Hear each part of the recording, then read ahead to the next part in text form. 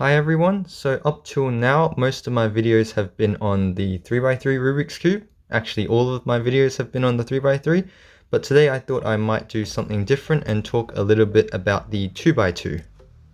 So the intermediate method of solving a 2x2 is called the ORTEGA method, and it's the method that I use to solve the 2x2.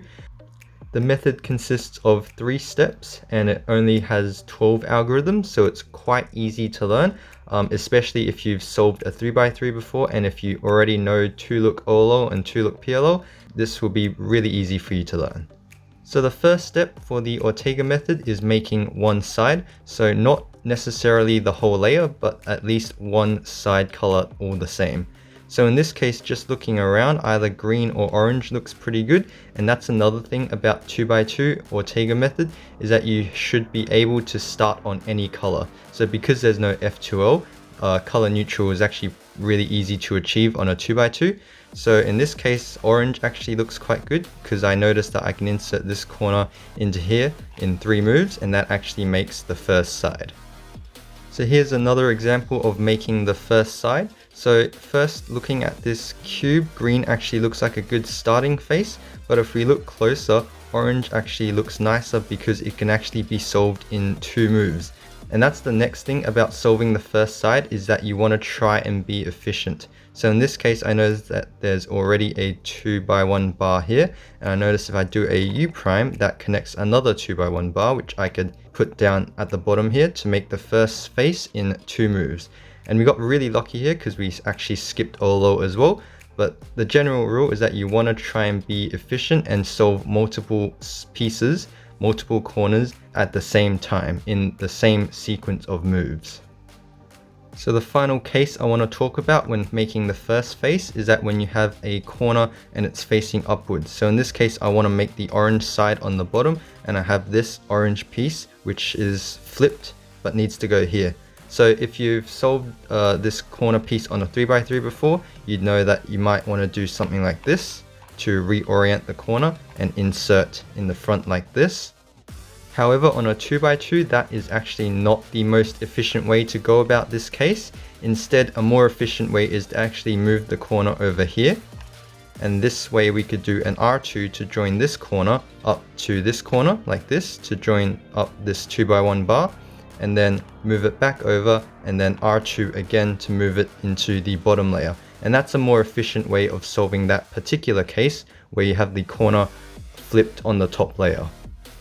Alright, so moving on to step 2 of the ORTEGA method, which is called OLL, which is the same as the OLL for 3x3. It's just orienting the last layer, making the color on the top.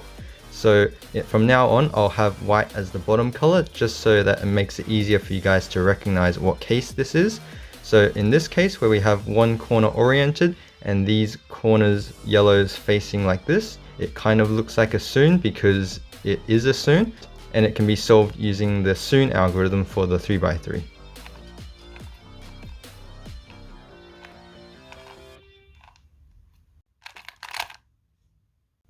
So this case, it's similar to the previous case. We also only have one corner oriented, but you notice that it's sort of the mirror of the previous case. So this is called the Antisune, and normally I like to hold the oriented corner at the back and do this Antisune algorithm.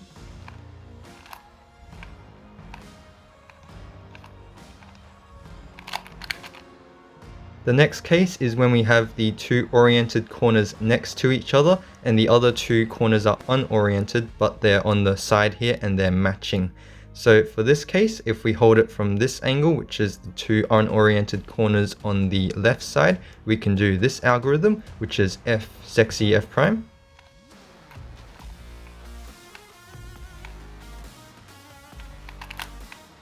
But if you get the case from this angle, which is when the unoriented corners are on the right side, you can do a very similar algorithm to solve this case. So you can do something like this, F inverse sexy F prime. And that way you don't have to do a U2 to move it to the other side, saves some moves and could be a bit faster as well. Moving on to this case, which is quite similar to the previous case in that there's this two oriented corners right next to each other.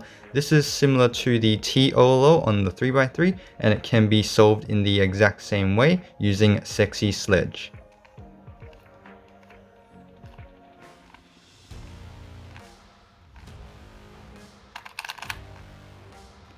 Next up, this OLL, which is recognized by the two diagonal oriented corners, and the other corners are facing this side. So from this angle, they're both sort of facing you. So in this case, the algorithm is the inverse of the previous algorithm. So it starts off with an inverse sledge, followed by an inverse sexy. Finally, moving over to the cases where we have no corners oriented. So there's two different cases that you could possibly get. The first case is this shape here. So it's similar to the pi shape on a 3x3, and you can solve it using the pi algorithm if you would like. So it goes like this.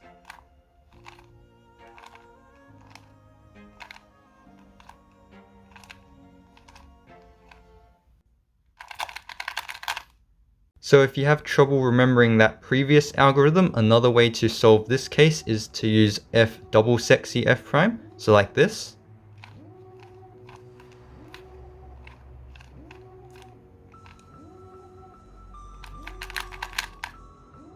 And of course, similar to that U OLL that I showed earlier, if you get it from this angle, you can do f double inverse sexy f prime to solve it from this angle.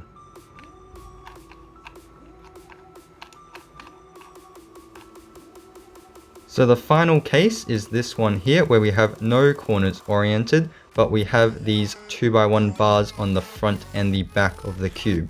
So we want to hold it like this, and this is actually a really short algorithm, and it goes like this.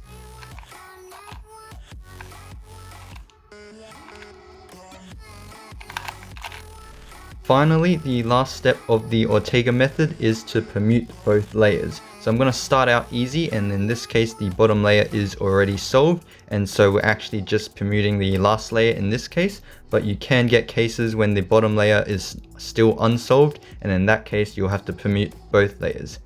So there's 5 different cases that you can get for PBL on 2x2. The first case here is definitely one of the easiest cases. This is solved on the bottom and adjacent on the top. It's adjacent because there's two matching colors here, so these two corners need to be swapped and they're next to each other, so the adjacent swap case. So in this case we can just do the T Perm on the top layer, and that should solve these two corners.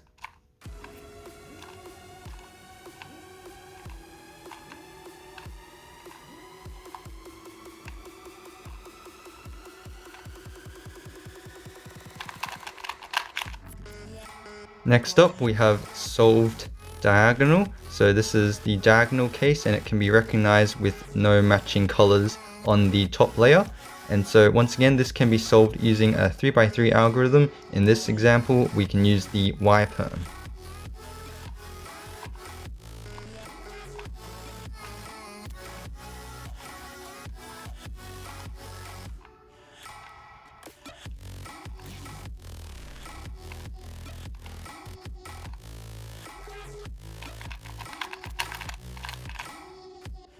Alright, so moving on to some actual PBL cases. This case is when we have headlights on the top and bottom layer, and both of these corners need to be swapped. So otherwise this is known as the adjacent case, because we have two adjacents going on the cube. And so this case can be solved using this algorithm. So it starts off with an R2 U prime followed by a B2 U2, then ends off with an R2, U prime, and R2. So it's regripless, can be done quite quickly, but make sure you follow how your hands move. Makes it a lot easier to remember in that way.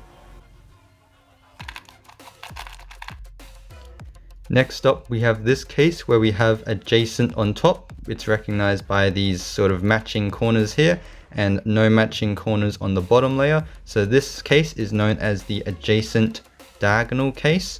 And so it's important to hold the adjacent top layer on the top front here, and then we can do this algorithm. So it starts off with R U prime R followed by an F2, and then you can undo the setup moves, R prime, U, R prime, and that solves that case. And the final PBL case on a 2x2 is this particular case, and it's recognized by there being no sort of headlights anywhere, no matching corners. So this case, it's a diagonal, so both the top and bottom layers need a diagonal swap. And this is actually the easiest algorithm of the PBL, and it goes like this. It's just R2, F2, R2. So of course you can get cases where you have solved on the top and some unsolved pattern on the bottom. And in this case, you could learn algorithms to solve it from this particular angle, but I honestly don't recommend that, since some of the algorithms may take you a while to get used to, and you might actually be quite slow at those at the start. So an easier way is to maybe just do a rotation and just get it to a top layer, and then solve this case, which I showed previously, which is just the T Perm. And this technique also applies to other PBL cases which have similar properties. So in this case, we have headlights on the backs here, but it's on the bottom. And so you could learn an algorithm to solve this particular case without any rotations, but once again, not recommended. In this case, it's probably easier if you just rotated, get the headlights to the front on the top, and then do the regular headlights algorithm from this angle. So finally, I just want to go over some tips for the Ortega method. So in general, when you're building the first side, you want to try and predict your first layer. So in this case, I notice I have a really easy blue side that I can make just by inserting this corner into this position. So during inspection, it's a good habit to also track where the other colors of that corner are going to go. So just from experience, I know that this red will end up at this position. And so we have orange here, so we have opposite colors on this side.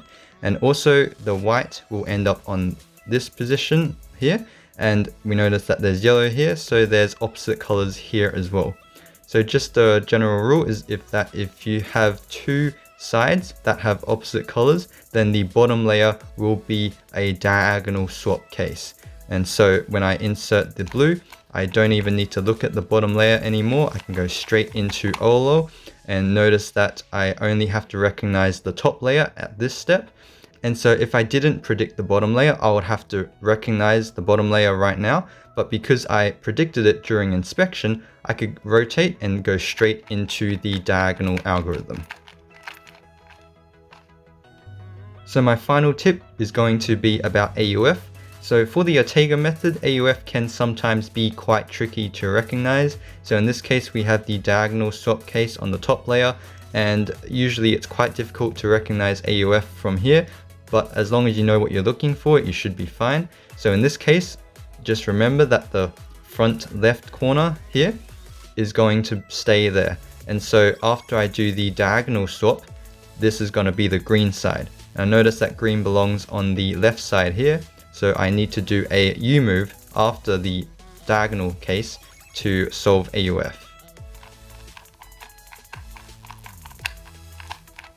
So as predicted, green ends up at the front. Green needs to be on this side, so I need to do a U move to solve AUF. So the other case where AUF is actually quite difficult to recognize is this particular case. It's when we have one set of matching corners and the other layer has the diagonal swap. So for this case, the AUF is actually recognized by this color here.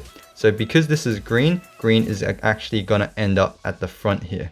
And these headlights won't move. So we can notice that the green is in this position. And so if we wanted to predict AUF, it would have to be a U prime to match the greens up. So we know that after we do the algorithm, we need to do a U prime to solve AUF.